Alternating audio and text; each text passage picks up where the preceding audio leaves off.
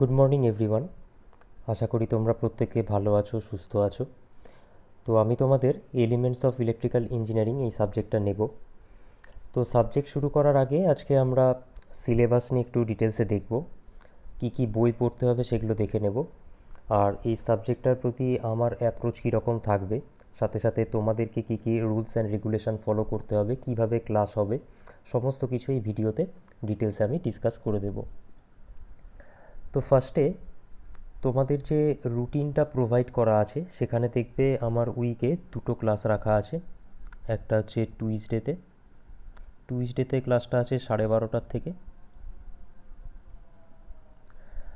আর একটা ক্লাস রাখা আছে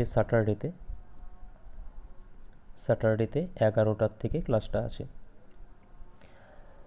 তো প্রত্যেক দিন ক্লাসের শুরুতে আমি একটা ভিডিও ইউটিউবে আপলোড করে তোমাদেরকে লিঙ্কটা ক্লাসের আগে প্রোভাইড করে দেব। ভিডিওর মাধ্যমে এই ক্লাসটা কন্ডাক্ট করা হবে। অ্যাকচুয়ালি অনলাইন ক্লাস দুইভাবে নেওয়া যেতে পারে, একটা হচ্ছে গুগল মিটে, আর দুই হচ্ছে ভিডিওতে। তো আমি এখানে ভিডিওর মাধ্যমে ক্লাসটা নিচ্ছি। তো আমি সেটাও ডিসকাস করে দেব কেন ভিডিওতে নিচ্ছি। দেখো, অ্যাকচুয়ালি সাবজেক্টটা হচ্ছে নন ডিপার্টমেন্টাল সাবজেক্ট তোমাদের। তো জেনারেলি দেখা যায় যে মেকানিক্যাল ডিপার্টমেন্টের স্টুডেন্টরা নন ডিপার্টমেন্টাল যে সাবজেক্টটা আছে সেটা পড়ার প্রতি তাদের একটা অনীহা থেকে যায়। ইভেন অস্বীকার করে লাভ নেই, আমি যখন স্টুডেন্ট ছিলাম আমার ইলেকট্রিক্যাল ইঞ্জিনিয়ারিং ডিপার্টমেন্ট ছিল। তো নন ডিপার্টমেন্টাল যে সাবজেক্টগুলো থাকতো, সেটা মেকানিক্যালের কোনো সাবজেক্ট হোক বা কম্পিউটারের সাবজেক্ট হোক, অবভিয়াসলি তার প্রতি একটা কম ইন্টারেস্ট থাকতো, এরকম একটা মেন্টালিটি কাজ করতো। এবার অস্বীকার করব না, তোমাদের যে সিলেবাসটা আছে সেটা যথেষ্ট লেন্দি সিলেবাস। তো আমি ভিডিও প্রোভাইড করছি এই কারণে যে কোনো একটা টপিক একবার পড়ানোর পর ফার্দার যদি তোমার কোথাও বুঝতে অসুবিধা থাকে, বা অনেক সময় এরকম হয় যে একবার একটা টপিক পড়ানো হলো, যখন পড়াচ্ছি তখন তুমি বুঝে গেলে, তারপরে দেখা গেল কিছুদিন পরে মনে হলো যে আগের জায়গাটা ভুলে গেছো। তো তখন যদি আবার সেই জায়গাটা নতুন করে বোঝাতে হয়, তখন ক্লাসের ফ্লোটা নষ্ট হয়ে যায়। তো ভিডিও আপলোড করা থাকলে তোমাদের যে সুবিধাটা হবে, পুরনো ভিডিওগুলো দেখে ফার্দার তোমরা রিভাইজ করতে পারবে, এটা একটা সুবিধা। তোমরা জিনিসটাকে বারবার রিভাইজ করতে থাকবে যেহেতু ভিডিও আপলোড করাই থাকবে। এবার এখানে কিছু ডিসঅ্যাডভান্টেজও আছে, কিছু কনসও আছে। সেটা হচ্ছে গিয়ে, আমি ভিডিও আপলোড করে দিলাম, তুমি না দেখে বললে দেখা হয়ে গেছে, বাট সেক্ষেত্রে তোমার অনেস্টি ম্যাটার করছে। এই জায়গাটা সম্পূর্ণ তোমার রেসপন্সিবিলিটি। ভিডিও না দেখে তুমি যদি বলো যে দেখা হয়ে গেছে, তার জন্য সাফার কিন্তু তুমিই করবে।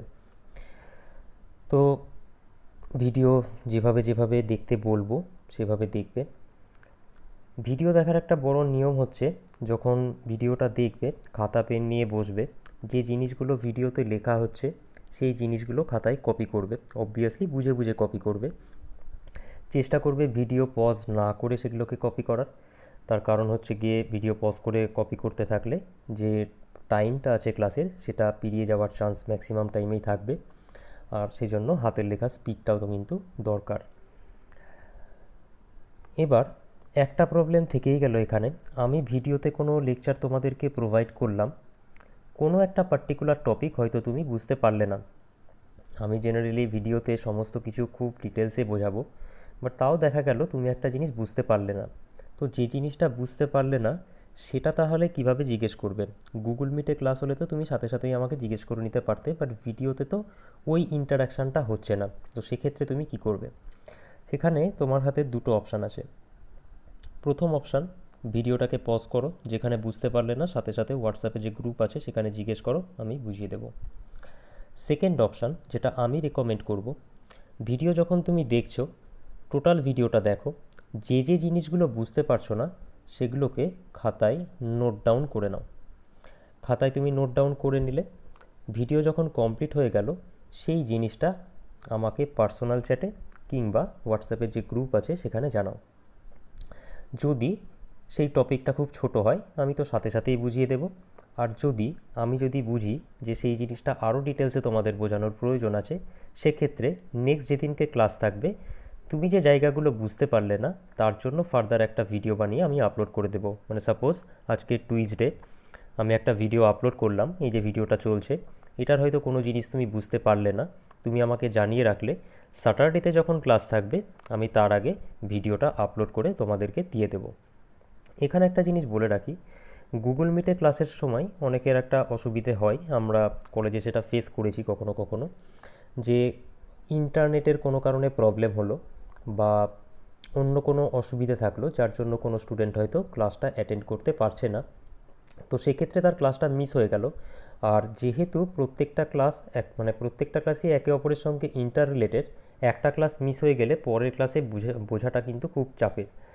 তো সেক্ষেত্রে ভিডিও যেহেতু ইউটিউবে আপলোড করাই থাকছে, তোমার যদি কোনো ক্লাস মিসও চলে যায় বা পার্টিকুলার কোনো একটা টাইমে হয়তো তুমি দেখতে পারলে না, তো ভিডিওটা ফার্দার তোমার দেখার একটা সুবিধা থাকছে। তো এই জায়গাগুলো একটু ভালো করে বুঝবে। তো মোট কথা, ভিডিও যখন আপলোড হচ্ছে, ক্লাসের যে টাইম আছে সেই ক্লাসের টাইমের মধ্যেই কিন্তু দেখতে হবে। ইনকেস তুমি দেখতে না পারো সেটা আমাকে জানিয়ে দেবে। তার কারণটা এরকম, তুমি ভিডিও মঙ্গলবারে দেখলে, দিয়ে মঙ্গলবারের মধ্যে তুমি আমাকে জানালে না যে কি কি প্রবলেম হয়েছে, দিয়ে দেখা যাচ্ছে জানাচ্ছ তুমি শনিবার যেদিনকে ক্লাস আছে সেদিনকে জানাচ্ছ, বা শুক্রবার রাতে আমাকে জানাচ্ছ, তাহলে সেক্ষেত্রে আমার পক্ষে নতুন করে ভিডিও বানানো সম্ভব না তুমি যে জিনিসগুলো বুঝতে পারোনি তার উপর। তো তার জন্য যেদিনকে ক্লাস হচ্ছে সেদিনকে টাইমের মধ্যে ক্লাসটা করার চেষ্টা করবে। ইনকেস কোনো কারণে দেখতে না পারো, মঙ্গলবারের মধ্যেই, মানে মঙ্গলবারের যেহেতু আজকে যেহেতু মঙ্গলবার, আজকের মধ্যে ভিডিওটা কোনোভাবে দেখা কমপ্লিট করো। তারপরে যে কোশ্চেনগুলো বুঝতে পারছো না সেদিনকে, যেদিনকার ক্লাস সেদিনকে জানিয়ে দাও, পরের দিন ভিডিও পেয়ে যাবে। হ্যাঁ, এবার ইনকেস কেউ অসুস্থ থাকলো, যা কোভিড সিচুয়েশান, যে কেউ অসুস্থ হতেই পারে, সেক্ষেত্রে আমাকে জানিয়ে রাখবে, তার জন্য তো অবশ্যই কনসিডার করা হবে। তো এই প্রসিডিওরে আমাদের ক্লাস হবে। আর অ্যাটেন্ডেন্সের ব্যাপারটা বলি, যখন ক্লাস হবে, মানে আজকে ধরো 12:30টায় ক্লাস, এর পরের দিন 11টায় ক্লাস আছে, তোমাদেরকে একটা লিঙ্ক দিয়ে দেওয়া হবে, সেখানে অ্যাটেন্ডেন্স দিয়ে দেবে। ওই লিঙ্কটা কিন্তু 10 মিনিট ওপেন থাকবে, সেটা ক্লাস শুরুর সময় 10 মিনিট হতে পারে কিংবা ক্লাস শেষের সময় 10 মিনিট হতে পারে। তো 10 মিনিট ওপেন থাকবে, তার মধ্যেই অ্যাটেন্ডেন্স দিতে হবে, তারপরে কিন্তু আর অ্যালাউ করা হবে না। তাহলে এই গেল হচ্ছে গিয়ে মোটামুটি বেসিক জিনিস। এবার সাবজেক্টটার প্রতি যে অ্যাপ্রোচটা থাকবে সেটা আমি একটু বলে রাখি। দেখো, এই যে সাবজেক্টটা আছে এর মেন যে বেস সেটা হচ্ছে গিয়ে ইলেকট্রিক্যাল টেকনোলজি, যেটা তোমরা পড়ে এসেছিলে ফার্স্ট ইয়ারে, সেটার উপর। এবার এখানে দুটো অসুবিধে আছে। প্রথম অসুবিধে হচ্ছে গিয়ে, তোমরা যখন এর আগের সেমিস্টারে ছিলে, মানে সেকেন্ড সেমিস্টারে ছিলে যখন ফার্স্ট ইয়ার, তখন কোভিড আউটব্রেকের জন্য ক্লাস বন্ধ হয়ে গেছিলো, অফলাইন ক্লাস বন্ধ হয়ে গেছিলো, অনলাইন ক্লাস স্টার্ট হয়। তো অনলাইন ক্লাসে অনেক ধরনের অসুবিধের জন্য অনেকেরই কিন্তু ইটেকের বেসিক কনসেপ্ট ক্লিয়ার নেই। আবার অনেকে এরকম আছো, যেটা সেকেন্ড যে প্রবলেমটা, অনেকে ভোকেশনাল থেকে এসছো, ভোকলেট থেকে এসছো, তাদের ক্ষেত্রে দেখা যায় অন্য ডিপার্টমেন্ট ছিলে, ইটেক বা ইলেকট্রিক্যালের যে জিনিসগুলো আছে সেগুলোর প্রতি কোনো কনসেপ্টই তাদের বিল্ড হয়নি। আর ইটেকের কনসেপ্ট ছাড়া ট্রিপলই পড়া ইম্পসিবল। তো এটা একটা বড় সমস্যা। তো সেজন্য আমি যেটা করব, প্রথম দুটো উইক মানে 4টে ক্লাস থাকবে। প্রথম 4টে ক্লাসে আমি ইটেকের যে বেসিক জায়গাগুলো ট্রিপল ইতে কাজে লাগবে সেগুলো আমি বোঝাবো, যতটা ডিটেলসে বোঝানো সম্ভব আমি বোঝাবো। তো এই 4টে ক্লাসে যার যেখানে যা বুঝতে অসুবিধা হবে সেগুলো কিন্তু ভালো করে জানাবে, আর প্রত্যেকটা ভিডিও খুব ভালো করে দেখবে। তার কারণ হচ্ছে, এরপরে এই 4টে ক্লাসের পরে আমি যখন যে তোমাদের যে সিলেবাস, মেন সিলেবাস যেখান থেকে কোশ্চেন সেমিস্টারে ফ্রেম হবে, সেখানে যখন ঢুকে যাব, তখন এই বেসিক জায়গাগুলো কিন্তু আমার বোঝানোর আর টাইম থাকবে না। তখন আমাকে একটা জিনিসই বলতে হবে যে প্রিভিয়াস ভিডিও দেখে নাও। এক্ষেত্রে বুঝতে পারলে তো ভালো, বুঝতে না পারলে তখন আর কিছু করার থাকবে না, কারণ আগেই বললাম সিলেবাসটা যেহেতু অনেক বড়, তো তার জন্য ফ্লোটা কন্টিনিউ হওয়া দরকার। তো যার জন্য প্রথম যে 4টে ক্লাস আছে খুব ভালো করে অ্যাটেম্প্ট করো। এই 4টে ক্লাসে যার যেখানে যা প্রবলেম হবে বলবে, আমি বুঝিয়ে দেবো। বাট ইটেকে সেই জায়গাগুলোই বোঝানো হবে যেগুলো আমার ট্রিপল ইতে গিয়ে কাজে লাগবে। যেমন ফর এক্সাম্পল কারেন্ট, ভোল্টেজ, পাওয়ার, তাদের ইউনিট, সেগুলো বোঝানো হবে। বাট এক্সপেক্ট করো না এটা যে ওই যে কারেন্ট কিভাবে তৈরি হচ্ছে, মানে একটা অ্যাটমের মধ্যে তার সর্ববহিস্থ কক্ষপথের ইলেকট্রন, ফ্রি ইলেকট্রন কিভাবে কারেন্টে পার্টিসিপেট করছে, সেগুলো হয়তো এখানে বোঝাবো না, কারণ সেগুলো ট্রিপলিতে আমার কাজেও লাগবে না। আর এই যে বেসিক পার্টগুলো, এগুলো 9-10-এর ফিজিক্যাল সায়েন্সের পার্ট। তো যে জায়গাগুলো কাজে লাগবে সেগুলো আমি সমস্ত কিছু ডিটেলসে বুঝিয়ে দেবো, সেগুলোর পুরোপুরি রেসপন্সিবিলিটি আমার। তোমার কাজ হচ্ছে এই 4টে ক্লাস ভালো করে অ্যাটেম্প্ট করা, যাতে যখন আমি মেন থিওরিতে ঢুকে যাব এই জায়গাগুলো যাতে ফার্দার বোঝাতে না হয়, না হলে তোমাদেরই সিলেবাস শেষ নিয়ে প্রবলেম হবে।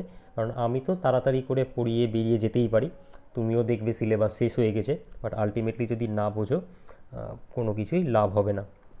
তো যাই হোক, ফার্স্টে এবার আমরা একটু সিলেবাসটা নিয়ে দেখে নিই। দেখো, সাবজেক্টের যে নাম সেটা হচ্ছে এলিমেন্টস অফ ইলেকট্রিক্যাল ইঞ্জিনিয়ারিং। আর এই সাবজেক্টের জন্য তোমাদের সেমিস্টারে যে মার্কস থাকবে সেটা হচ্ছে গিয়ে 70 মার্কস, ইন্টারনালের ওপর থাকবে হচ্ছে 20 মার্কস, আর টিচার্স অ্যাসেসমেন্ট যেটা আছে সেটা হচ্ছে গিয়ে 10 মার্কস। এই 10 মার্কসকে আমরা এখানটায় দুইভাবে ডিভাইড করে নেব, 5+5। একটা 5 হচ্ছে গিয়ে আমাদের যে অ্যাসাইনমেন্ট দেওয়া হয় সেই অ্যাসাইনমেন্টের ওপর 5 নাম্বার থাকবে, আর একটা 5 নাম্বার থাকবে হচ্ছে অ্যাটেন্ডেন্সের ওপর বেস করে। এই যে অ্যাসাইনমেন্টটা, সেই অ্যাসাইনমেন্ট তোমাদেরকে দিয়ে দেওয়া হবে। অ্যাসাইনমেন্ট একটা সার্টেন টাইমও দিয়ে দেওয়া হবে, সেই টাইমের মধ্যে তোমাদেরকে সাবমিট করতে হবে। সেটা আইদার গুগল ফর্মের লিঙ্কের মাধ্যমে কিংবা গুগল ক্লাসরুমে সাবমিট করতে হবে। তো যেটাই হোক, সেটা যখন অ্যাসাইনমেন্ট দেওয়া হবে সেগুলো তখন ডিটেলসে ডিসকাস করে দেওয়া হবে। আচ্ছা, এখানে আমি আরও একটা জিনিস বলে রাখি, ভিডিওতে ক্লাস হচ্ছে ঠিকই, ভিডিওতে ক্লাস হচ্ছে ঠিকই, বাট কোনো একটা ইউনিট যখন শেষ হয়ে যাবে, কোনো ইউনিট শেষ হয়ে যাওয়ার পর আমি গুগল মিটে একটা করে ক্লাস নেব, যাতে তোমাদের সাথে আমার ডিরেক্ট ইন্টারাকশানটাও থাকে, সেটাও আমি করব। তো ভিডিওতেই ক্লাস হবে, একটা করে ইউনিট শেষ হবে যখন, তখন গুগল মিটে আমি একদিন করে ক্লাস রাখবো। তাহলে এই গেল হচ্ছে কি আমার সাবজেক্ট। আচ্ছা, এছাড়া তোমাদের এই সাবজেক্টের ল্যাবও আছে। তো ল্যাব যে ম্যাডাম নেন, যখন ল্যাব নেওয়া হবে তখন উনি তোমাদের সাথে কন্ট্যাক্ট করে নেবেন। আমি থিওরি পার্টটুকু নিচ্ছি আপাতত।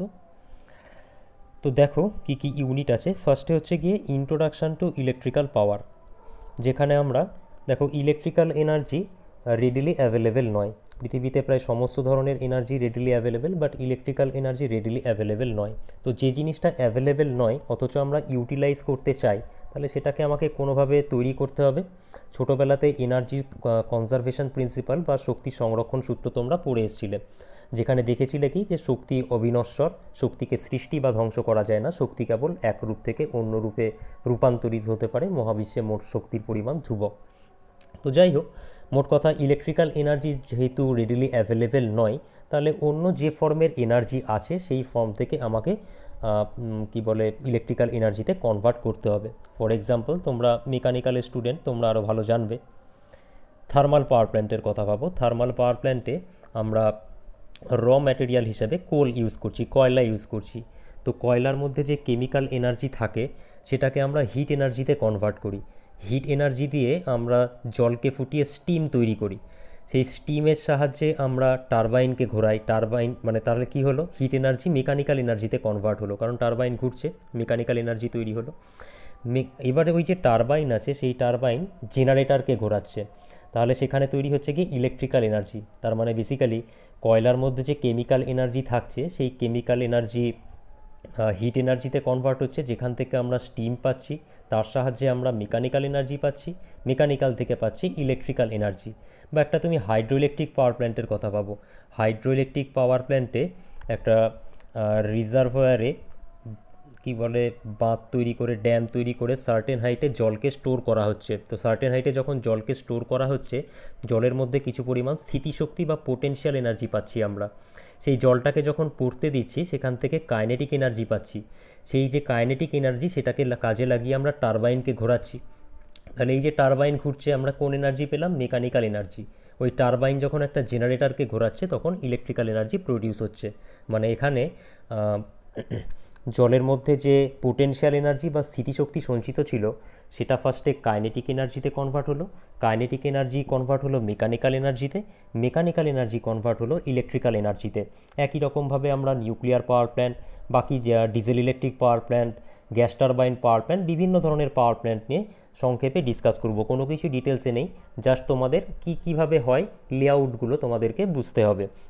ইভেন আমরা যে এনার্জি সোর্সগুলো ইউজ করব সেগুলো কনভেনশনাল টাইপ হয়, নন কনভেনশনাল টাইপ হয়, সেগুলো সম্পর্কেও আমরা দেখব, সেটা হচ্ছে গিয়ে এই চ্যাপ্টারে।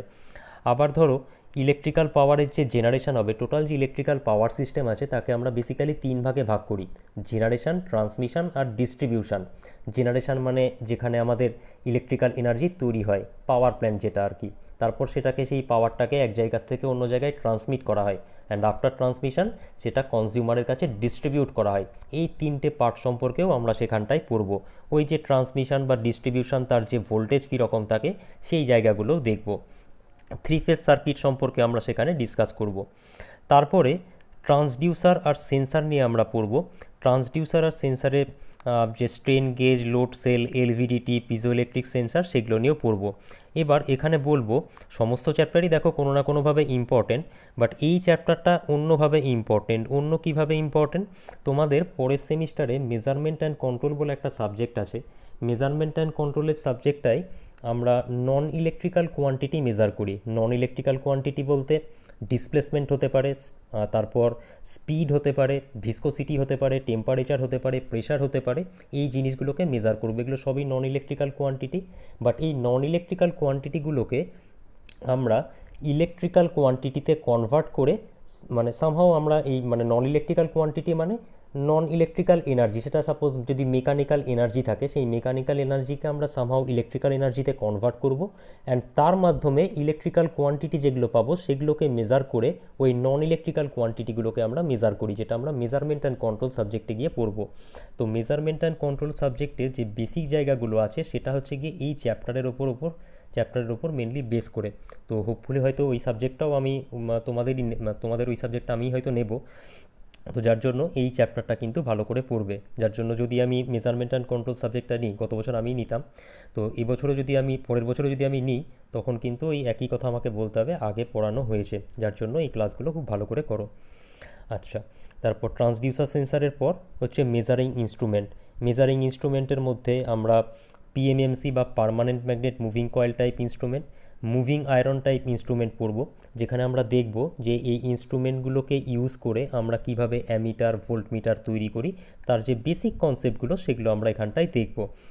ইভেন তারপরে আমরা speedometer, tachometer, clip on ammeter, digital multimeter যেগুলো থাকে সেগুলোর কোন বেসিক প্রিন্সিপালের ওপর কাজ করে সেগুলো খুব সংক্ষেপে আমাদেরকে বুঝতে হবে সেখানে। এরপরে শুরু হচ্ছে ইম্পর্টেন্ট আর একটা পার্ট, সেটা হচ্ছে গিয়ে ডিসি মেশিন। একটা ডিসি মেশিনের কীভাবে কাজ করে। ডিসি মেশিন দেখো 2 ধরনের হতে পারে তার অপারেশনের ওপর বেস করে, আইদার জেনারেটর কিংবা মোটর। তো জেনারেটরের অপারেটিং প্রিন্সিপাল, মোটরের অপারেটিং প্রিন্সিপাল, মোটরের যে বিভিন্ন ক্যারেক্টারিস্টিক্সগুলো আছে, তারপর ওর যে মোটরে আমরা যে স্টার্টার ইউজ করব, সেগুলো আমরা এই ডিসি মেশিনের যে চ্যাপ্টারটা আছে সেখানটায় পড়ব। ডিসি মেশিনের পর থাকবে হচ্ছে গিয়ে এসি মেশিন। এসি মেশিনের মধ্যে আমরা ফার্স্টে পড়ব হচ্ছে গিয়ে ট্রান্সফরমার, ট্রান্সফরমারের পর পড়ব ইন্ডাকশান মোটর, আর তারপরে থাকবে আমাদের সিঙ্ক্রোনাস মেশিন। সিঙ্ক্রোনাস মেশিনের মধ্যেও আবার 2টো পার্ট আছে, একটা হচ্ছে অল্টারনেটার বা সিঙ্ক্রোনাস জেনারেটর, যেটা পাওয়ার প্ল্যান্টে অ্যাকচুয়ালি থাকে, আর 2 হচ্ছে গিয়ে সিঙ্ক্রোনাস মোটর। এই প্রত্যেকটার বেসিক অপারেটিং প্রিন্সিপাল আমাদেরকে দেখতে হবে। ইভেন বলে রাখি, এই তোমাদের যে সাবজেক্টটা আছে সেই সাবজেক্টের ডিসি মেশিন আর এসি মেশিনের এই যে টোটাল পার্টটা আছে, এটা হচ্ছে গিয়ে সবথেকে বড় পার্ট। এটা যে মেন কোশ্চেন ফ্রেম হবে সেটা হচ্ছে গিয়ে এখান থেকে, ম্যাক্সিমাম কোশ্চেন এখান থেকে আসবে। তারপরে আমরা electrical Hazard, safety, protection, earthing, এই জায়গাগুলো নিয়ে পড়ব, যেগুলো যারা ফার্স্ট ইয়ারে পড়ে এসেছো তাদের ওয়ার্কশপ ছিল, সেখানে এই জায়গাগুলো নিয়ে, বেসিক জায়গাগুলো নিয়ে ডিসকাস হয়েছিল, সেটা আমরা এখানটায় আবার ডিটেলসে পড়ব। আর থাকবে ইলেকট্রিক্যাল এনার্জি ম্যানেজমেন্ট। এই ধরো তোমাদের যে পাওয়ার সিস্টেম আছে, পাওয়ার সিস্টেমে ইলেকট্রিসিটি জেনারেশন হলো, ইলেকট্রিসিটি জেনারেশন হওয়ার পর সেটা ট্রান্সমিশন ডিস্ট্রিবিউশনের মাধ্যমে কনজিউমারের কাছে এলো, আমরা হচ্ছে গিয়ে কনজিউমার। তুমি কনজিউমার, আমি কনজিউমার। তো আমরা যে ইলেকট্রিক্যাল এনার্জি ইউজ করছি, ইলেকট্রিক্যাল এনার্জি ইউজ করার জন্য আমাদেরকে একটা বিল পে করতে হচ্ছে, সেটাকে বলা হয় হচ্ছে গিয়ে ট্যারিফ। তো এই ট্যারিফের স্ট্রাকচার সম্পর্কে আমাদেরকে জানতে হবে। পাওয়ার ফ্যাক্টর বলে আমরা একটা জিনিস পাবো, সেটাকে কী করে ইমপ্রুভ করা যায় সেগুলো জানতে হবে। এনার্জি ম্যানেজমেন্ট, এনার্জি অডিট, এই জায়গাগুলো আমাদের সেখানে ডিসকাস হবে। এবার বলে রাখি, যেহেতু এই সাবজেক্টের মেন যে হার্ট বলতে পারো সেটা হচ্ছে কি এই মেশিনের জায়গাটা, ডিসি মেশিন আর এসি মেশিন, যেখান থেকে ম্যাক্সিমাম কোশ্চেন ফ্রেম হয়, ইভেন সব থেকে বড়ো পার্ট এটা। আমি সাবজেক্টটা স্টার্ট করবো অ্যাকচুয়ালি এখান থেকেই, কারণ এটা যদি শুরুতেই করে রাখা যায় তাহলে পরবর্তীকালে রিভিশনের টাইমটা অনেক বেশি পাওয়া যাবে, তোমাদেরই অ্যাডভান্টেজ হবে। তো ফার্স্টে আমি মেশিন পড়াবো। মেশিন পড়ানো হয়ে গেলে মেজারমেন্টের চ্যাপ্টারটা পড়াবো, মানে মেজারমেন্টের ইউনিটটা পড়াবো। মেজারমেন্ট হয়ে গেলে ট্রান্সডিউসার সেন্সার পড়াবো। তারপরে পড়াবো এই যে পাওয়ার সিস্টেমের ট্রান্সমিশন ডিস্ট্রিবিউশনের পার্ট যেটা আছে সেটা পড়াবো। অ্যান্ড ফাইনালি তারপর ইলেকট্রিক্যাল হ্যাজার্ডস আর ট্যারিফের যে চ্যাপ্টারটা আছে, মানে ইউনিটগুলো আছে, সেগুলো আমি তারপরে কভার করব, এই ইউনিটগুলো। তো এই গেল হচ্ছে কি অ্যাপ্রোচ। এবার আমরা বই দেখব। অ্যাকচুয়ালি এই যে এলিমেন্টস অফ ইলেকট্রিক্যাল ইঞ্জিনিয়ারিংয়ের পার্টিকুলার একটা বই হয় না। এই ধরো ইলেকট্রিক্যাল ইঞ্জিনিয়ারিংয়ের যে ডিপার্টমেন্টটা আছে, ওরা যে সাবজেক্টগুলো পড়ে 2 বছরে, সেকেন্ড ইয়ার আর থার্ড ইয়ারে, সেই সাবজেক্টগুলোর প্রত্যেকটার কিছু কিছু অংশ নিয়ে এই সাবজেক্টটা তৈরি। তো এক একটা ইউনিটের জন্য এক এক ধরনের বই আছে। আর মার্কেটে শুধুমাত্র এই এলিমেন্টস অফ ইলেকট্রিক্যাল ইঞ্জিনিয়ারিংয়ের জন্য যে বইগুলো আছে সেগুলোর কন্টেন্ট অতটা ভালো না, যার জন্য আমি প্রেফার করব প্রত্যেকটা ইউনিটের জন্য আলাদা আলাদা বইয়ের। ইভেন তোমাদের ফার্স্ট ইয়ারে যে ইলেকট্রিক্যাল টেকনোলজির বইটা ছিল সেটাও অনেকটা হেল্পফুল, বাট সেখানেও সমস্ত জিনিস কভার করবে না। তো পাওয়ার সিস্টেমের যে পোর্শনটা আছে, যেখানে ট্রান্সমিশন, ডিস্ট্রিবিউশন, তারপরে ট্যারিফ, এই যে জায়গাগুলো আছে, তার জন্য এই বইটা যথেষ্ট ভালো। ভিকে মেহতা, রোহিত মেহতার এই যে বইটা আছে, প্রিন্সিপালস অফ পাওয়ার সিস্টেম, এটা লেখা হচ্ছে গিয়ে ইলেকট্রিক্যাল ইঞ্জিনিয়ারিং নিয়ে যারা পড়ছে তাদের জন্য। বাট এই বইটার স্পেসিফিক কিছু চ্যাপ্টার আছে যেটা তোমাদের সিলেবাসে আছে। মেশিনের যে পোর্শনটা আছে, ডিসি মেশিন আর এসি মেশিন, সেটা আমরা পড়বো আশফাক হোসেনের এই বইটার থেকে। ইভেন এটার জন্য ভিকে মেহতা, রোহিত মেহতার বই আছে, সেখান থেকেও জিনিসটা কভার হবে। আবার সেই একই জিনিস, এই বইটাও ইলেকট্রিক্যাল ডিপার্টমেন্টের জন্য লেখা। এর যে কিছু কিছু চ্যাপ্টার আছে, সেই কিছু কিছু চ্যাপ্টারের কিছু কিছু পোর্শন তোমাদের কাজে লাগবে। আর মেজারমেন্টের যে পোর্শনগুলো আছে সেটা আমরা একে সাহানির বই থেকে কভার করব। এখানেও তাই, সাহানির বই অনেক মোটা বই, তার মধ্যে কিছু কিছু পেজ আমাদের লাগবে কাজে, যেটুকু আমাদের সিলেবাসে আছে। তো তার জন্য বই কিনেও লাভ নেই, লাইব্রেরির থেকে বই তুলতেই পারো, বাট আমি বলবো যে বই তুলেও লাভ নেই, কারণ যা যা লাগবে অ্যাকচুয়ালি আমি ভিডিওতে সমস্ত কিছু প্রোভাইড করে দেবো। ভিডিওর থেকে যে জিনিসগুলো লেখার দরকার সেগুলো কপি করে নেবে। আর প্রত্যেক দিন যে লেকচারগুলো হচ্ছে সেগুলোর স্লাইড তোমরা পিডিএফ আকারে পেয়ে যাবে, সেগুলো নিজেদের কাছে রেখে দেবে, তাহলেই যথেষ্ট। আর একটা জিনিস বলি, যেহেতু নন ডিপার্টমেন্টাল সাবজেক্ট, তো তার জন্য আমি যে জায়গাগুলো পড়াচ্ছি, যেভাবে পড়াচ্ছি, ঠিক সেইভাবে প্রিপেয়ার করতে যাও। পরীক্ষাতে এর ভেতর থেকেই আসবে, তো সেজন্য চিন্তা করার কোনো কারণ নেই। সমস্ত ম্যাটেরিয়ালস পেয়ে যাবে। তোমাদের কাজ হচ্ছে সিনসিয়ারলি ক্লাসগুলো করা, আর কোথাও বুঝতে অসুবিধা থাকলে সেই জায়গাগুলো আমার কাছ থেকে ক্লিয়ার করে নেওয়া। তো যাই হোক, আমি ক্লাস স্টার্ট করব আজকের। তো যেহেতু বললাম ফার্স্টে আমরা মেশিন দিয়ে স্টার্ট করব, তো মেশিন দিয়ে স্টার্ট করার জন্য ইটেকের অনেক কিছু বেসিক কনসেপ্ট ক্লিয়ার থাকা দরকার। তো সেজন্য আমি যে জায়গাগুলো দরকার সেই জায়গাগুলো নিয়ে আমি শুরু করছি। তো প্রথম 4টে ক্লাস তো বেসিকের ওপর থাকবে বলেই দিয়েছি। তো ইলেকট্রিক্যাল সার্কিটের 3টে বেসিক এলিমেন্ট আছে। 3টে বেসিক এলিমেন্ট কী কী? এক হচ্ছে রেজিস্টার, যার প্রপার্টিকে আমরা বলি রেজিস্ট্যান্স, একে আমরা আর দিয়ে ডিনোট করি। 2 হচ্ছে ইন্ডাক্টর, যার প্রপার্টিকে আমরা বলি ইন্ডাকটেন্স। আর 3 হচ্ছে গিয়ে ক্যাপাসিটার, যার প্রপার্টিকে আমরা বলবো ক্যাপাসিটেন্স। কি বললাম? ইলেকট্রিক্যাল সার্কিটের 3টে বেসিক এলিমেন্ট হচ্ছে রেজিস্টার, ইন্ডাক্টর আর ক্যাপাসিটার। রেজিস্টারের প্রপার্টিকে আমরা বলি রেজিস্ট্যান্স, তাকে আর দিয়ে ডিনোট করা হয়। ইন্ডাক্টরের প্রপার্টিকে বলা হয় ইন্ডাকটেন্স, তাকে আমরা এল দিয়ে ডিনোট করি। ক্যাপাসিটারের প্রপার্টিকে আমরা বলবো ক্যাপাসিটেন্স, তাকে আমরা সি দিয়ে ডিনোট করি। প্রত্যেকটার ইউনিট দেখে নেওয়া যাক এবার। রেজিস্ট্যান্সের ইউনিট হচ্ছে ওহম, রেজিস্ট্যান্সকে আমরা এরকম মানে ওর যে ইউনিট ওহম, তাকে আমরা এই সিম্বল দিয়ে ডিনোট করি। ইন্ডাকটেন্সের ইউনিট হচ্ছে হেনরি।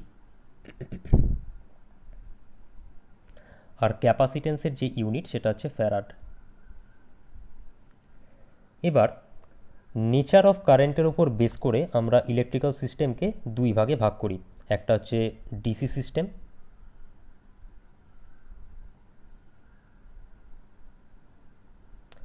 ডিসি ফুল ফর্ম হচ্ছে ডিরেক্ট কারেন্ট,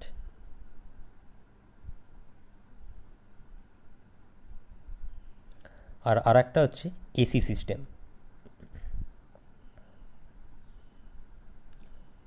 এসির ফুল ফর্ম হচ্ছে অল্টারনেটিং কারেন্ট।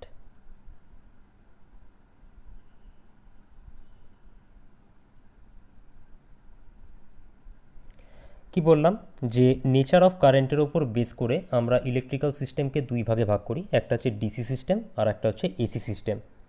তো এখন আমি ডিসি সিস্টেম পড়াচ্ছি। ডিসি সিস্টেম কভার হয়ে গেলে তখন আমরা এসি সিস্টেমের কনসেপ্টে ঢুকব। এবার আমরা ইলেকট্রিক্যাল সার্কিটের যে বেসিক তিনটে এলিমেন্ট পেয়েছিলাম, এদের মধ্যে ডিসিতে এই দুটো এলিমেন্ট মানে ইন্ডাক্টর আর ক্যাপাসিটার এরা ডিসিতে কাজ করে না। এটা ভালো করে খেয়াল রাখবে যে ডিসিতে ডিসিতে ইন্ডাক্টর আর ক্যাপাসিটার কাজ করে না।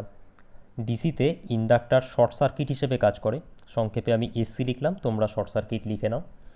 আর ডিসিতে ক্যাপাসিটার ওপেন সার্কিট হিসেবে কাজ করে। এবার ইন্ডাক্টর কেন শর্ট সার্কিট হিসেবে কাজ করছে, ক্যাপাসিটার কেন ওপেন সার্কিট হিসেবে কাজ করছে ডিসির ক্ষেত্রে, সেটা তোমাদের ট্রিপলির জন্য কাজে তো লাগবে না, বাট যখন আমি এসি পড়ানো শুরু করব তখন আমি বলে দেব। বাট এখন এটুকু মনে রাখো যে ডিসিতে ইন্ডাক্টর আর ক্যাপাসিটার কাজ করে না। বেসিক্যালি ইন্ডাক্টর শর্ট সার্কিট হিসেবে আচরণ করে, ক্যাপাসিটার ওপেন সার্কিট হিসেবে আচরণ করে। আর রেজিস্টার, যার প্রপার্টি হচ্ছে রেজিস্ট্যান্স, এটা এসি ডিসি দুটোতেই কাজ করে। এবার আমরা রেজিস্ট্যান্স নিয়ে বেসিক কিছু আলোচনা করব।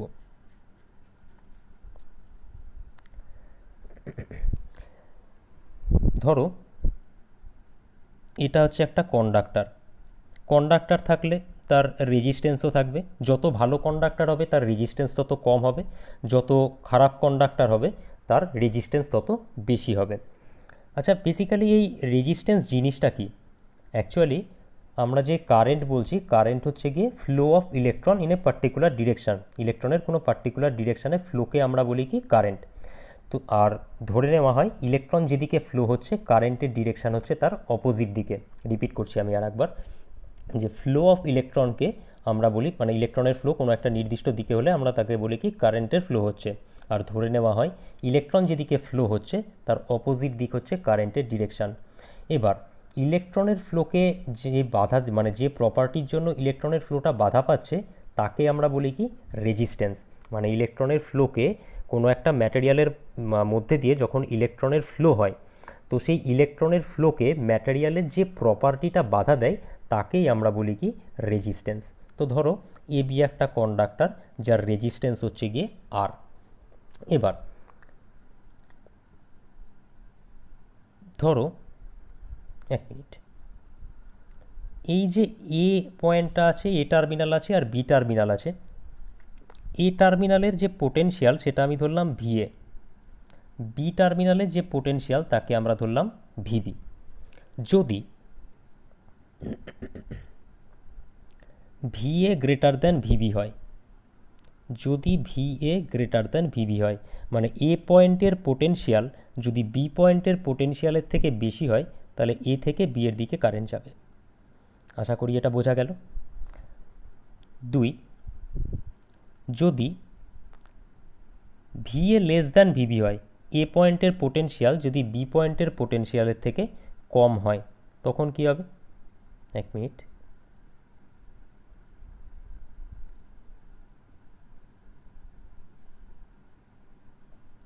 তখন বি থেকে এ এর দিকে কারেন্ট যাবে।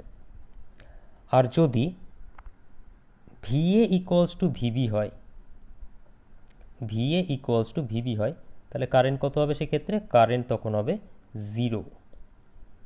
তাহলে কি বললাম, একটা কন্ডাক্টর আছে যার টার্মিনালের নাম দিয়ে দিয়েছি এ বি, কন্ডাক্টরের রেজিস্ট্যান্স ধরলাম আর। এ পয়েন্টে এ টার্মিনালের ভোল্টেজ যদি পোটেনশিয়াল যদি ভিএ হয় আর বি টার্মিনালের পোটেনশিয়াল যদি ভিবি হয়, তাহলে ভিএ গ্রেটার দ্যান যদি ভিবি হয় তাহলে এ থেকে বি এর দিকে কারেন্ট যাবে, ভিএ লেস দ্যান ভিবি যদি হয় তাহলে বি থেকে এর দিকে কারেন্ট যাবে, আর ভিএ ইকুয়ালস টু ভিবি হলে কারেন্ট ফ্লো হবে না। সিম্পল এক্সাম্পল নাও, প্র্যাকটিক্যাল এক্সাম্পল নাও। মেঝের ওপর তুমি জল ঢাললে, যেদিকটা উঁচু সেদিক থেকে তো নিচু দিকে জল ফ্লো হবে। আর যদি মেঝের মানে দুটো সাইডই যদি সমান হাইটে থাকে তাহলে কী হবে, জল ফ্লো হবে না। সেরকম ব্যাপার যে এ পয়েন্টের পোটেনশিয়াল যদি বি পয়েন্টের পোটেনশিয়ালের থেকে বেশি হয় তাহলে এ থেকে বি এর দিকে কারেন্ট যাবে, বি এর পোটেনশিয়াল এর থেকে যদি বেশি হয় তাহলে বি থেকে এর দিকে কারেন্ট যাবে, আর দুটো পয়েন্টের পোটেনশিয়াল যদি সমান হয় তাহলে আলটিমেটলি কারেন্ট ফ্লো করবে না। এই জিনিসগুলো এতবার করে বলছি কারণ এগুলো আমার পরে গিয়ে কাজে লাগবে, যখন ডিসি মেশিনের সার্কিট ডায়াগ্রাম করিয়ে আমি পড়াবো তখন আমার গিয়ে কাজে লাগবে। আচ্ছা, এবার ধরো ওহমস লতে আসি আমি একটু। অ্যাকচুয়ালি এই রেজিস্ট্যান্সের কনসেপ্টটা এলো কোত্থেকে। ধরো এটা হচ্ছে একটা কন্ডাক্টর। আচ্ছা, আমি একটু আগেই বললাম কন্ডাক্টর ড্র করলেই আমাকে তার রেজিস্ট্যান্সও দেখাতে হবে, বাট আমি এখন তার আগের স্টেজে আসছি, যখন আমি জানি না যে রেজিস্ট্যান্স বলে কিছু আছে, তো রেজিস্ট্যান্সের প্রপার্টিটা আমি ডিরাইভ করছি। তো এই যে কন্ডাক্টরটা আছে, এই কন্ডাক্টরের অ্যাক্রসে, এক মিনিট, এই কন্ডাক্টরের অ্যাক্রসে আমি একটা ব্যাটারি লাগিয়ে দিলাম। এই কন্ডাক্টরের অ্যাক্রসে আমি একটা ব্যাটারি লাগিয়ে দিলাম, ব্যাটারির ভোল্টেজকে আমি ধরলাম ভি। এবার একটা সার্কিটে কারেন্ট ফ্লো করার জন্য মিনিমাম দুটো কন্ডিশন ফুলফিল হতে হবে। এক হচ্ছে সার্কিটে সোর্স থাকতে হবে, তো সার্কিটে সোর্স আছে, আমার একটা ভোল্টেজ সোর্স কানেক্ট করে দিয়েছি, আর সার্কিটটাকে ক্লোজ সার্কিট হতে হবে। তো দেখতেই পাচ্ছ সার্কিটটা ক্লোজ সার্কিট, তাহলে অবভিয়াসলি কারেন্ট ফ্লো করবে। তো কারেন্টের ডিরেকশানও আমি নিয়ে নিলাম এদিকে। এবার এই যে কারেন্টটা ফ্লো হচ্ছে সেটা কার ওপর ডিপেন্ড করবে, এই ভোল্টেজের ওপর অবভিয়াসলি ডিপেন্ড করবে। ভোল্টেজ যদি আমি বাড়াই তাহলে কারেন্টও বাড়বে, ভোল্টেজ যদি আমি কমাই তাহলে কারেন্টও কমবে। এখান থেকে আমি কি লিখতে পারি, I varies as, I varies as V লিখতে পারি।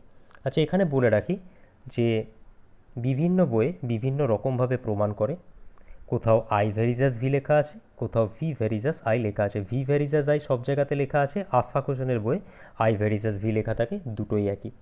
এবার এই ভ্যারিজাস সিম্বলটা যদি আমি তুলতে চাই তাহলে আমাকে একটা কনস্ট্যান্ট আনতে হবে, I equals to 1/r into V. তাহলে এখানে 1/r হচ্ছে একটা constant, or V equals to I R. আরটা এখানে ভাগ আছে, ওদিকে লেফট সাইডে চলে গেলে গুণ হয়ে যাবে, ভি ইকুয়ালস টু আই আর। তাহলে এখানে আমরা এই যে আর পেলাম এটাকেই আমরা কি বলছি, রেজিস্ট্যান্স। রেজিস্ট্যান্স কি, যে কারেন্টের ফ্লোকে বাধা দিচ্ছে। কারণ দেখতেই পাচ্ছ এই যে I equals to 1/r into V পেয়েছি, চলো আমি একটু মুছে দিই তাহলে বুঝতে সুবিধা হবে। ভ্যারিজাস সিম্বলটা তুললাম, দিয়ে কনস্ট্যান্ট আনলাম আমি 1/r ইন্টু ভি। এবার দেখো আর এর ভ্যালু যত বেশি হবে কারেন্টের ভ্যালু কী হবে, তত কম হবে, আর আর এর ভ্যালু যত কম হবে কারেন্টের ভ্যালু কি তত বেশি হবে। তার মানে বেসিক্যালি রেজিস্ট্যান্স কী করছে, কারেন্টের ফ্লোকে বাধা দিচ্ছে, রেজিস্ট্যান্স বাড়লে কারেন্ট কমে যাচ্ছে। তো এখান থেকেই এই কনসেপ্টটা যে রেজিস্ট্যান্স কারেন্টকে বাধা দেয় বা কারেন্টের ফ্লোকে যে বাধা দেয় সেই প্রপার্টিটাকেই আমরা বলছি রেজিস্ট্যান্স। তাহলে যাই হোক, এখান থেকে আমরা যেটা পেলাম সেটা হচ্ছে ভি ইকুয়ালস টু আই আর। এই কনসেপ্ট আমাদের সমস্ত জায়গায় কাজে লাগবে মেশিন পড়তে গিয়ে, তো ভালো করে পড়তে হবে এটা। কিংবা এখান থেকে যদি বলি ভ্যারিজাস তুলতে গেলে আমাকে কনস্ট্যান্ট আনতে হবে, V equals to I R direct. এখানে আমার কোথাও পরীক্ষাতে ওহমস লর ডেরিভেশন দেবে না, ওহমস ল যে স্টেটমেন্ট সেটাও লিখতে দেবে না, যেটা ছোটোবেলায় পড়ে এসেছিলে, সেই উপাদান, তাপমাত্রা এবং অন্যান্য ভৌত অবস্থা অপরিবর্তিত থাকলে কোনো পরিবাহীর প্রবাহ মাত্রা তার দুই প্রান্তের বিভব প্রভেদের সমানুপাতিক হয়, এটাও লিখতে দেবে না। যেটা আমার দরকার এখানটায় সেটা হচ্ছে এই রিলেশানটা ভি ইকুয়ালস টু আই আর। তো তাহলে আমাকে এই যে কন্ডাক্টরটা ড্র করেছিলাম এটা মডিফাই করতে হবে। কি করে মডিফাই করতে হবে, এখানে তাহলে আমাকে একটা রেজিস্ট্যান্স দেখাতে হবে। আশা করি বোঝা গেল। তাহলে এখান থেকে আমি কি কি বলতে পারি সেটা এবার দেখা যাক।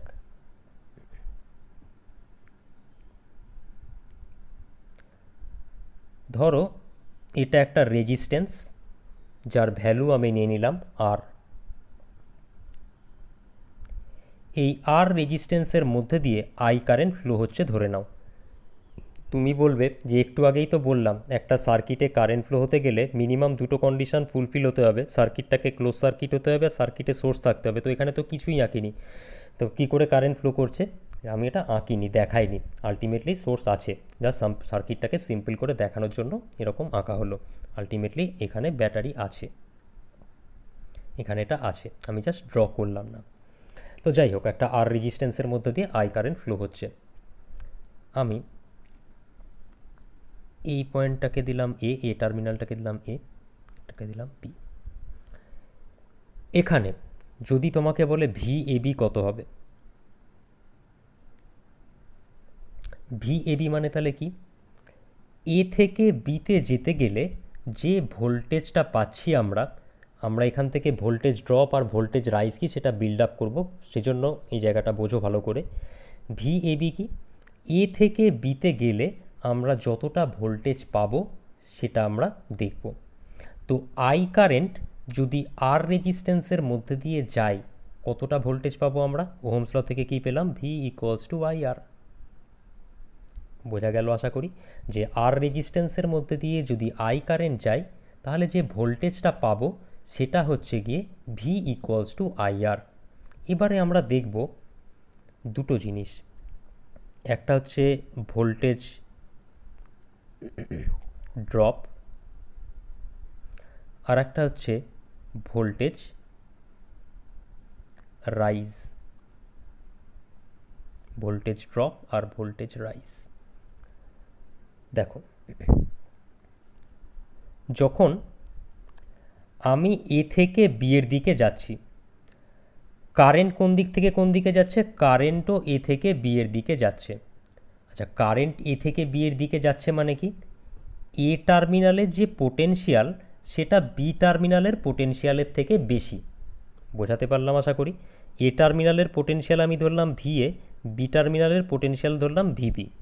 তো কারেন্ট এ থেকে যদি বি এর দিকে যায় তার মানে কি, V A greater than VB, একটু আগেই বোঝানো হলো। তার মানে আমি যদি এ থেকে বি এর দিকে যাই, আমি তার মানে যাচ্ছি বেশি থেকে কমের দিকে। বেশি থেকে কমের দিকে যাচ্ছি মানে কি, ড্রপ হচ্ছে। তাহলে আমি যেদিকে যাচ্ছি কারেন্টও যদি সেদিকে যায় তাহলে সেক্ষেত্রে হচ্ছে ভোল্টেজ ড্রপ। মানে এক্ষেত্রে আমি যদি এ থেকে বি এর দিকে যাই তাহলে সেটা হচ্ছে ভোল্টেজ ড্রপ। যদি যদি আমি বি থেকে এ এর দিকে যেতাম তখন ভাবো তো কী হতো। দেখো, কারেন্ট যাচ্ছে এ থেকে বি এর দিকে, তাই না? তাহলে এ এর পোটেনশিয়াল বেশি, বি এর পোটেনশিয়াল কম। কিন্তু আমি যাচ্ছি বি থেকে এ এর দিকে, মানে আমি কম থেকে যাচ্ছি বেশির দিকে। কম থেকে বেশির দিকে যাওয়া মানে কি, রাইজ হচ্ছে। তাহলে আমি যদি বি থেকে এ এর দিকে যাই ভোল্টেজ রাইজ হবে। আচ্ছা, কতটা ভোল্টেজ ড্রপ হবে আর কতটা ভোল্টেজ রাইজ হবে সেটা একই থাকবে মানে আর রেজিস্ট্যান্সের মধ্যে দিয়ে আই কারেন্ট হলে, মানে সরি, আর রেজিস্ট্যান্সের মধ্যে দিয়ে আই কারেন্ট ফ্লো করলে ভোল্টেজ সবসময় ওহমস ল থেকে আইআর, ভোল্টেজ কিন্তু সবসময় আইআর। এবার আমি যদি এ থেকে বি এর দিকে যাই তাহলে কি বলবো, আইআর পরিমাণ ভোল্টেজ ড্রপ হচ্ছে। আর আমি যদি বি থেকে এ এর দিকে যাই তাহলে বলবো আইআর পরিমাণ ভোল্টেজ রাইজ হচ্ছে। তো এই গেল হচ্ছে গিয়ে ভোল্টেজ ড্রপ আর ভোল্টেজ রাইজের কনসেপ্ট। আচ্ছা, এতবার করে ভোল্টেজ আর কারেন্টের কথা বলা হচ্ছে, ইউনিটগুলোও আমি এখানটায় লিখে দিই। ভোল্টেজের ইউনিট কি, ভোল্ট। একে মেজার করা হয় কোন ইনস্ট্রুমেন্ট দিয়ে, ভোল্টমিটার।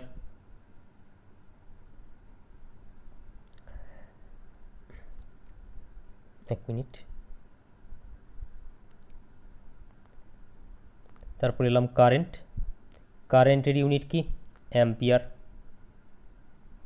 একে মেজার করা হয় কি দিয়ে, অ্যামিটার।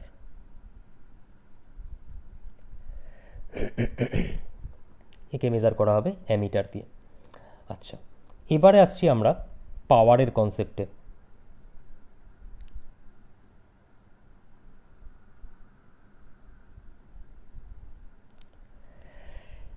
দেখো এখানে, আচ্ছা এটুকু তো লিখে দেওয়া যেতেই পারে, পাওয়ারের ইউনিট কি, ওয়াট। আর ইলেকট্রিক্যাল পাওয়ারকে আমরা কী দিয়ে মেজার করি? একে আমরা মেজার করি ওয়াট মিটার দিয়ে।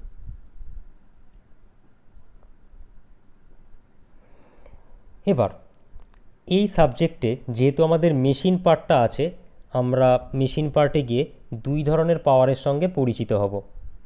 এক হচ্ছে মেকানিক্যাল পাওয়ার, সংক্ষেপে আমি মেক পাওয়ার লিখলাম, তোমরা মেকানিক্যাল পাওয়ার হিসেবে লিখে নাও। আর দুই হচ্ছে ইলেকট্রিক্যাল পাওয়ার, সংক্ষেপে আমি ইলেক্ট পাওয়ার লিখলাম, তোমরা ইলেকট্রিক্যাল পাওয়ার লিখে নাও। এই দুই ধরনের পাওয়ারের সঙ্গে পরিচিত হব। তো মেকানিক্যাল পাওয়ার হোক বা ইলেকট্রিক্যাল পাওয়ার হোক, দুটোরই ইউনিট কিন্তু ওয়াট। ছোট ইউনিট ওয়াট, তার থেকে বড় ইউনিট কিলোওয়াট, তার থেকে বড় ইউনিট নিলে মেগাওয়াট। তো যাই হোক, যেহেতু তোমরা মেকানিক্যালের স্টুডেন্ট, আমরা মেকানিক্যাল পাওয়ারটা নিয়ে একটু সংক্ষেপে ডিসকাস করে নিই। মেকানিক্যাল পাওয়ার,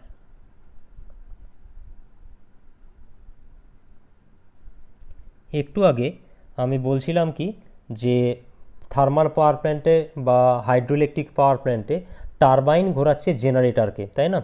তো টারবাইন যেহেতু জেনারেটরকে ঘোরাচ্ছে, টারবাইন কোন পাওয়ার দিচ্ছে? টারবাইন যেহেতু জেনারেটরকে ঘোরাচ্ছে, টারবাইন জেনারেটরকে কোন পাওয়ার সাপ্লাই দিচ্ছে? মেকানিক্যাল পাওয়ার সাপ্লাই দিচ্ছে। আচ্ছা, তাহলে মেকানিক্যাল পাওয়ারকে যদি আমরা পি দিয়ে ডিনোট করি, পাওয়ার ইকুয়ালস টু কী হয়? Torque into omega. এটাও কিন্তু আমাদের কাজে লাগবে, টর্ক ইন্টু ওমেগা। এবার এটা জিজ্ঞেস করো না টর্ক কি, ওমেগা কি। ওমেগাটা যদিও আমি বোঝাবো, কারণ ইলেকট্রিক্যালে আমার ওমেগা কাজে লাগবে। টর্ক কি এটা কিন্তু জিজ্ঞেস করা তোমাদের উচিত নয়, যেহেতু তোমরা মেকানিক্যালেরই স্টুডেন্ট। যাই হোক, তাও আমি সংক্ষেপে বলে রাখি, জাস্ট মনে রাখার জন্য, ডিটেলসে আমি ঢুকবো না। ধরো এটা একটা বস্তু আছে একটা সারফেসের ওপর, তুমি এটাকে এই পজিশান থেকে সরাতে চাও, এটাকে এই পজিশান থেকে সরাতে চাও, কী করবে? ফোর্স প্রয়োগ করবে। তাহলে লিনিয়ার মোশনের জন্য কোনো বস্তুকে, মানে লিনিয়ার মোশনের জন্য যে কোনো বস্তুতে লিনিয়ার মোশন তৈরি করার জন্য, লিনিয়ার মোশনের সাহায্যে সরানোর জন্য বস্তুকে এক জায়গা থেকে অন্য জায়গায় আমরা কি করি? ফোর্স প্রয়োগ করি। এটা হচ্ছে লিনিয়ার মোশনের জন্য। বাট যদি আমরা জিনিসটাকে রোটেট করতে চাইতাম, তখন আমরা সেই জিনিসটাকে কি বলবো? টর্ক বলবো। আশা করি এর থেকে সহজভাবে জিনিসটাকে বোঝানো সম্ভব নয়, তো আশা বুঝতে পারলে। কি বললাম? একটা ইঁট আছে, ইঁটটাকে আমি এক জায়গার থেকে আরেক জায়গায় লিনিয়ারলি সরাতে চাই, তাহলে ইঁটে আমাকে কী প্রয়োগ করতে হবে? ফোর্স প্রয়োগ করতে হবে। বাট যদি কোনো বস্তু থাকতো যেটাকে আমি রোটেট করাতে চাইতাম, রোটেশনাল মোশনের জন্য আমাকে কী প্রয়োগ করতে হবে? টর্ক প্রয়োগ করতে হবে। তাহলে যাই হোক, এখানে টর্কের যে ইউনিটটা আমরা ইউজ করব মেশিন পড়তে গিয়ে, সেটা সব জায়গায় দেখবে নিউটন মিটার ইউজ করছি, এসআই ইউনিট আমরা ইউজ করব। আমরা সমস্ত ক্যালকুলেশন এসআইতেই করব। কোশ্চেন ভালো করে দেখতে হবে, এটাও বলে রাখি, বিভিন্ন ইউনিট বিভিন্ন পদ্ধতিতে দেওয়া থাকবে। কিছু ইউনিট দেওয়া থাকবে এসআইএ, কিছু দেওয়া থাকবে সিজিএসএ। তো আইদার সমস্ত কিছু এসআইএ কনভার্ট করে করবে, কিংবা সমস্ত কিছু সিজিএসএ কনভার্ট করে করবে। আমি প্রেফার করি এসআইএ কনভার্ট করে করার। আর হচ্ছে গিয়ে ওমেগা, ওমেগা হচ্ছে গিয়ে অ্যাঙ্গুলার স্পিড, ওমেগা হচ্ছে অ্যাঙ্গুলার স্পিড।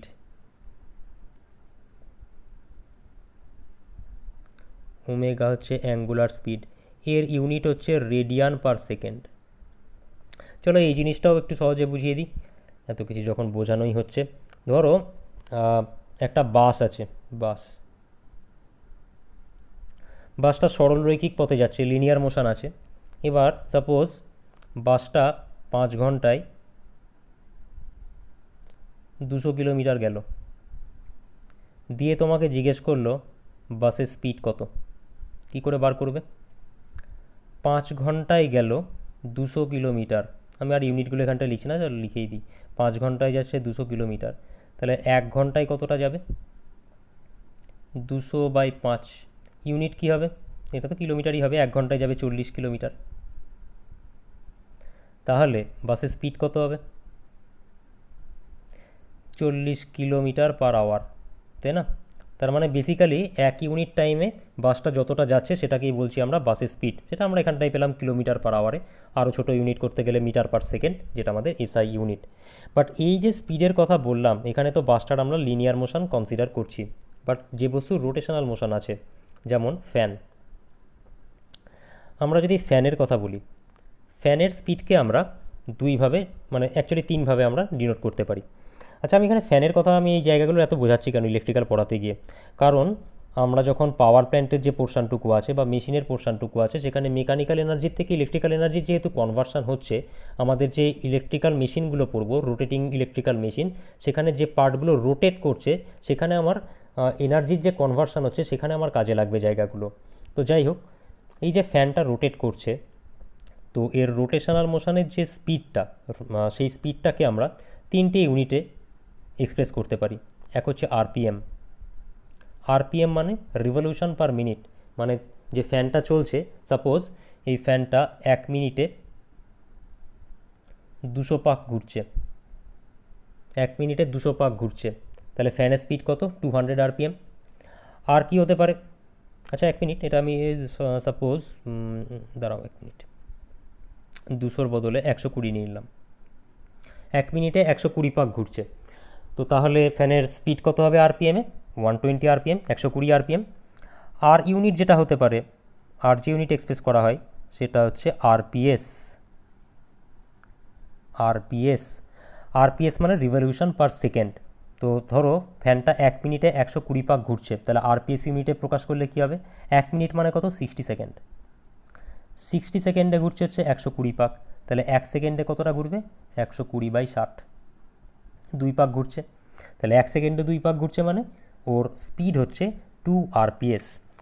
এছাড়াও যে আর একটা ইউনিট আছে যেটা আমাদের এখানে ম্যাক্সিমাম জায়গায় কাজে লাগবে, সেটা হচ্ছে রেডিয়ান পার সেকেন্ড। এবার আমরা দেখব রেডিয়ান পার সেকেন্ড জিনিসটা কি। ধরো একটা বস্তু আছে যেটা এরকম একটা বৃত্তাকার পাথে ঘুরছে, এরকম একটা সার্কুলার পাথে ঘুরছে। তো বৃত্তাকার পাথে ঘুরছে, আমি ওর সেন্টার নিলাম এটা বৃত্তটার, এটা ধরো ওই বস্তুটা। তো বস্তুটা প্রথমে এ পজিশানে ছিল, এই পজিশানে ছিল, এখান থেকে ও অ্যাকচুয়ালি রোটেট করছে এই ডিরেকশানে। তো ওর যে ফার্স্ট পজিশান ছিল এ পজিশান, সেটা সেন্টারের সঙ্গে আমি রেডিয়াসটা ড্র করে নিলাম। টি টাইমে, টি টাইমে এ যে বস্তুটা ছিল সেটা বি পজিশানে এলো, এটা হচ্ছে বি পজিশান, এই পজিশানে এলো। তাহলে এর যে ইনিশিয়াল পজিশান আর ফাইনাল পজিশান, তারা সেন্টারে কতটা অ্যাঙ্গেল করছে? থিটা অ্যাঙ্গেল করছে।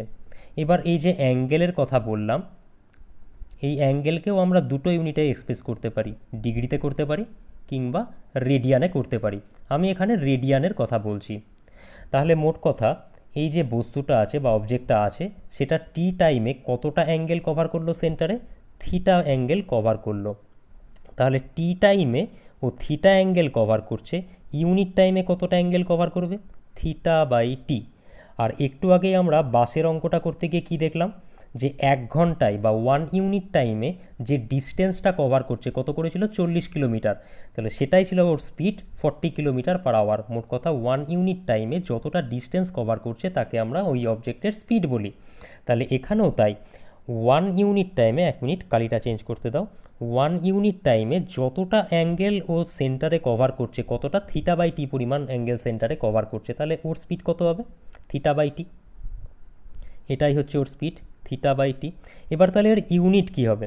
দেখো, এই যে θ/t আছে, থিটার ইউনিট কি? রেডিয়ান। আর টাইমের ইউনিট কি? সেকেন্ড। তাহলে এর ইউনিট কি হবে? Radian per second. তাহলে এই গেল হচ্ছে গিয়ে আমার মেকানিক্যাল পাওয়ার, যেটা আমার এখানে ইম্পর্টেন্ট মনে রাখতে হবে, যে power equals to torque into omega. Mechanical পাওয়ারের যখনই কথা উঠবে, power equals to torque, torque into omega, এটা আমাদেরকে কাজে লাগাতে হবে। এবার আসবো আমরা ইলেকট্রিক্যাল পাওয়ার। ট্রিপল ই নিয়ে পড়ছি, ইলেকট্রিক্যাল পাওয়ার তো সব জায়গাতেই থাকবে আমার।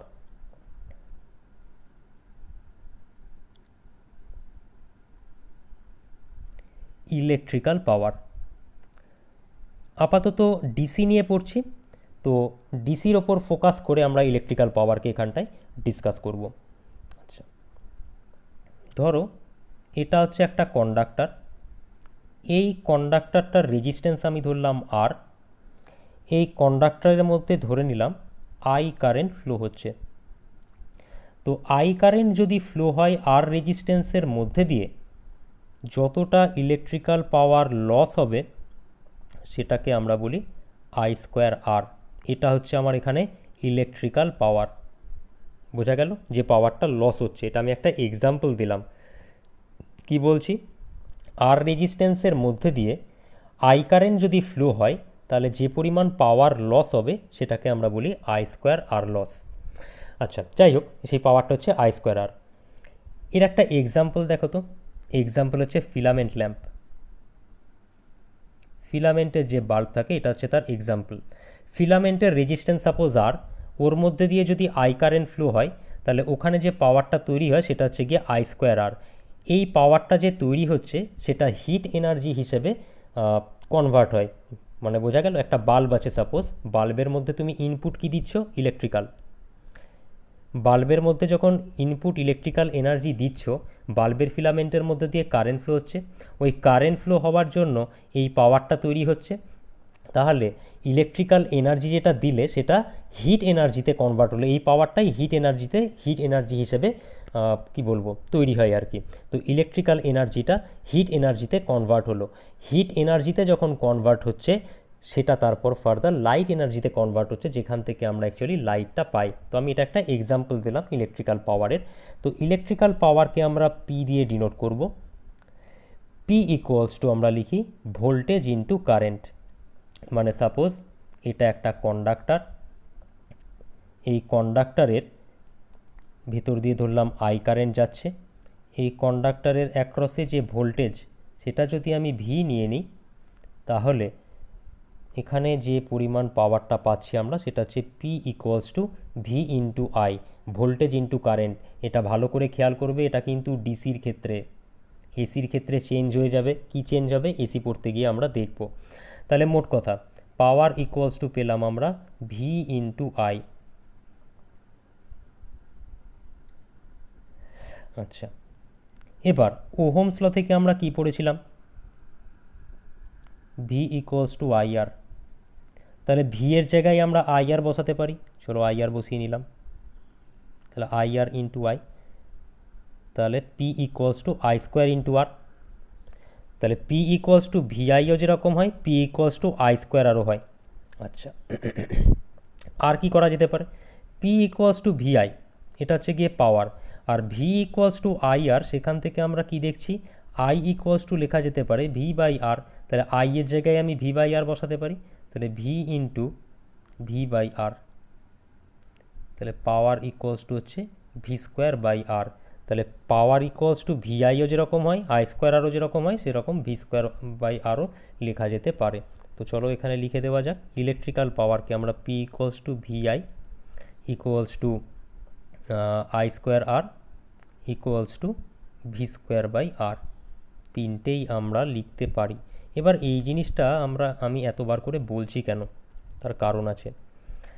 যখন আমরা জেনারেটর পড়ব, জেনারেটারে মানে ডিসি জেনারেটর পড়ব, জেনারেটারে কি হয়, আমরা মেকানিক্যাল পাওয়ার ইনপুট দিই আর ইলেকট্রিক্যাল পাওয়ার আউটপুট পাই। তো মেকানিক্যাল পাওয়ার যখন আমরা ইনপুট দিচ্ছি, মেকানিক্যাল পাওয়ার মানে কি টর্ক ইন্টু ওমেগা, আর ইলেকট্রিক্যাল পাওয়ার মানে কি ভোল্টেজ ইন্টু কারেন্ট, যেটা ভি ইন্টু আই।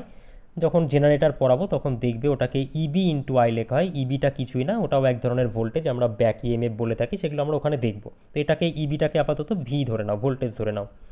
তাহলে মেকানিক্যাল পাওয়ার যেহেতু ইলেকট্রিক্যাল পাওয়ারে কনভার্ট হচ্ছে, আমরা torque into omega equals to E B into I লিখতে পারবো সেখানটায়। এর ওপর বেস করে আমরা ডিসি মোটরের টর্কের ইকুয়েশান ডিরাইভ করব, যেখানে আমরা এটা ধরে নিলাম যে কোনো রকম লস নাই, মানে টোটাল মেকানিক্যাল পাওয়ারটাই ইলেকট্রিক্যাল পাওয়ারে কনভার্ট হচ্ছে। অ্যাকচুয়ালি কিছু রোটেশনাল লস হয়, সেটাকে যদি নেগলেক্ট করি তাহলে জেনারেটারে যে মেকানিক্যাল পাওয়ারটা ইনপুট সেটা ইলেকট্রিক্যাল পাওয়ারে টোটালটাই কনভার্ট হচ্ছে। তো mechanical power torque into omega equals to electrical power E B into I হয়ে যায়। এর উপর বেস করে আমরা টর্ক ইকুয়েশান পাবো। তো এটাও ভালো করে খেয়াল রাখতে হবে। ইলেকট্রিক্যাল পাওয়ার সেটাকে আমরা এইভাবে ডিনোট করি। আরও কেন ইম্পর্টেন্ট, যার জন্য এতবার করে বলছি, এই যে আমরা বললাম আর রেজিস্ট্যান্সের মধ্যে দিয়ে আই কারেন্ট যদি ফ্লো হয় তাহলে যে পাওয়ার লস হচ্ছে তাকে আমরা আই স্কোয়ার আর লস বলছি। ধরো তোমার কাছে একটা মেশিন আছে, একটা ট্রান্সফর্মার হতে পারে, একটা ডিসি মেশিন হতে পারে, যেটাই হোক না কেন। সাপোজ তুমি জেনারেটারই ধরে নাও, জেনারেটার নিয়ে বলছিলাম তো, জেনারেটারই ধরে নাও। জেনারেটারের মধ্যে প্রচুর কন্ডাক্টর আছে। তো জেনারেটার থেকে আমরা যে ভোল্টেজটা পাবো, বা একটা মোটরের কথাও যদি তুমি বলো, যাই বলবে, তার যে ওয়াইন্ডিং আছে, তার ভিতরে যে তার আছে, সেই তারের মধ্যে দিয়ে তো কারেন্ট ফ্লো হচ্ছে। তো কারেন্ট যখন রেজিস্ট্যান্সের মধ্যে দিয়ে ফ্লো হবে, তখন কি হবে? হিট তৈরি হবে। তো হিট এনার্জি তো আমি চাইনি, আমি চেয়েছিলাম মেকানিক্যাল থেকে ইলেকট্রিক্যাল এনার্জি বা ইলেকট্রিক্যাল থেকে মেকানিক্যাল এনার্জি। বাট কন্ডাক্টরের মধ্যে দিয়ে কারেন্ট ফ্লো হলেই কি হচ্ছে? হিট এনার্জি তৈরি হচ্ছে, যেটাকে আমি ইউটিলাইজ করতে পারছি না। তো যেটাকে আমি ইউটিলাইজ করতে পারছি না, সেটাকেই আমরা লস বলি। তো সেই পাওয়ার লসটাকে আমরা এখানে ডিনোট করছি আই স্কোয়ার আর লস। এই লসটার আর একটা নাম হচ্ছে গিয়ে কপার লস। কপারের সঙ্গে সিইউ বলে আমি সিইউ লিখলাম এখানে, কপার লস। একে কেন কপার লস বলছি? কারণ আমরা মেশিনে যত ধরনের কন্ডাক্টর ইউজ করব, বা বাড়ির ওয়্যারিংয়েও যত কন্ডাক্টর ইউজ করি, সেগুলো কপারের তৈরি হয়। তো কপারের মধ্যে দিয়ে, কপার ওয়্যারের মধ্যে দিয়ে কারেন্ট ফ্লো হওয়ার সময় এই হিট এনার্জিটা প্রডিউস হচ্ছে, যেটা আমরা ইউজ করতে পারছি না, এই লসটা হচ্ছে বলে সেই লসটাকে আমরা বলি কপার লস। তো মেশিন পড়তে গিয়ে বারবার এই কথাটা আসবে, কপার লস, কপার লস। তখন কিন্তু আমি আর ফার্দার এক্সপ্লেন করব না। যদি বুঝতে অসুবিধা থাকে এখানেই জানাবে। মোট কথা, আর রেজিস্ট্যান্সের মধ্যে দিয়ে যদি আই কারেন্ট ফ্লো হয়, তাহলে যে পরিমাণ লস হবে তাকে আমরা আই স্কোয়ার আর লস বলি। P equals to I square R. এই আই স্কোয়ার আর লসের আর একটা নাম হচ্ছে গিয়ে কপার লস। তাহলে এই পেলাম হচ্ছে গিয়ে আমরা পাওয়ার। এরপরে আমি আসবো হচ্ছে গিয়ে এনার্জি নিয়ে।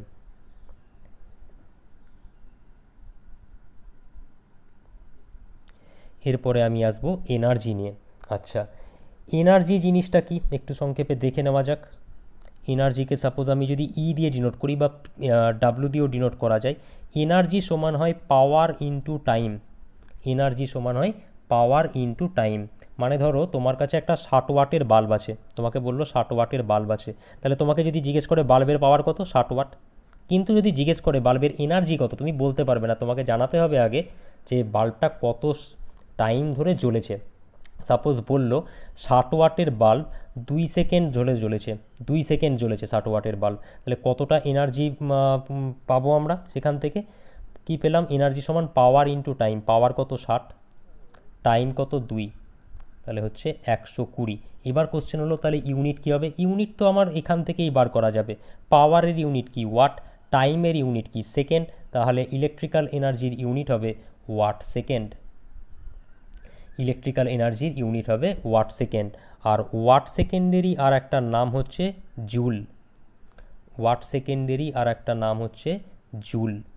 এক মিনিট, এটাকে ইকুয়াল সাইন দিয়ে নিই। এরই আর একটা নাম হচ্ছে জুল।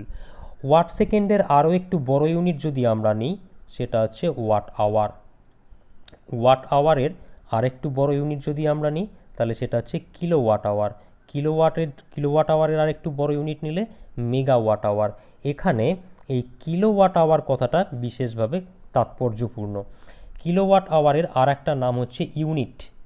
এবার ইউনিটের নাম ইউনিট, এটা কীরকম হলো? দেখো, বাড়িতে অনেক সময় বলে যে 2 ইউনিট ইলেকট্রিসিটির বিল এসছে। এই 2 ইউনিট মানে হচ্ছে গিয়ে 2 কিলোওয়াট আওয়ার। রিপিট করছি আমি আর একবার। সাপোজ তোমার বাড়িতে বললো যে 2 ইউনিট ইলেকট্রিসিটি খরচ হয়েছে, তার মানে বুঝবে ও বলছে 2 কিলোওয়াট আওয়ার। এক মিনিট, 2 কিলোওয়াট আওয়ার ইলেকট্রিসিটি খরচ হয়েছে। তো আজকের লেকচার থেকে তাহলে আমরা কি কি দেখলাম? এক মিনিট। এক হচ্ছে গিয়ে সার্কিটের 3টে এলিমেন্ট, রেজিস্ট্যান্স, ইন্ডাকটেন্স, ক্যাপাসিট্যান্স, তাদের ইউনিট, তাদেরকে কিভাবে সিম্বল দিয়ে ডিনোট করি। আর এসিতে এল আর সি কাজ করে, বাট ডিসিতে কাজ করে না। এল হচ্ছে গিয়ে শর্ট সার্কিট হিসেবে কাজ করে, সি ওপেন সার্কিট হিসেবে কাজ করে, সেটা দেখলাম। ওহমস ল থেকে রেজিস্ট্যান্সের কনসেপ্ট দেখলাম। তারপরে ভোল্টেজ, কারেন্ট, পাওয়ার, মেকানিক্যাল পাওয়ার, ইলেকট্রিক্যাল পাওয়ার, সেগুলো নিয়ে দেখলাম। এনার্জির কী জিনিস সেটা দেখলাম, তার ইউনিটগুলো দেখলাম। সেই সঙ্গে আরপিএম, আরপিএস আর রেডিয়ান পার সেকেন্ড, এই জিনিসগুলো দেখলাম। তো যাই হোক, আজকের লেকচার আমি এখানেই শেষ করছি। ভিডিওটা দেখে বলবে কেমন লাগলো, আর কোথাও যদি বুঝতে অসুবিধা হয় আমাকে জানিয়ে রাখবে। যদি খুব সিম্পল জিনিস হয় তাহলে আমি অডিও ফাইলেই বুঝিয়ে দেবো হোয়াটসঅ্যাপে। আর যদি দেখি যে না, তোমাদের আরও কনসেপ্টের দরকার, কোথাও ভুল কনসেপ্ট আছে ক্লিয়ার করার দরকার, তাহলে সেক্ষেত্রে আমি ফার্দার ভিডিও বানিয়ে নেক্সট ক্লাসে আপলোড করে দেবো।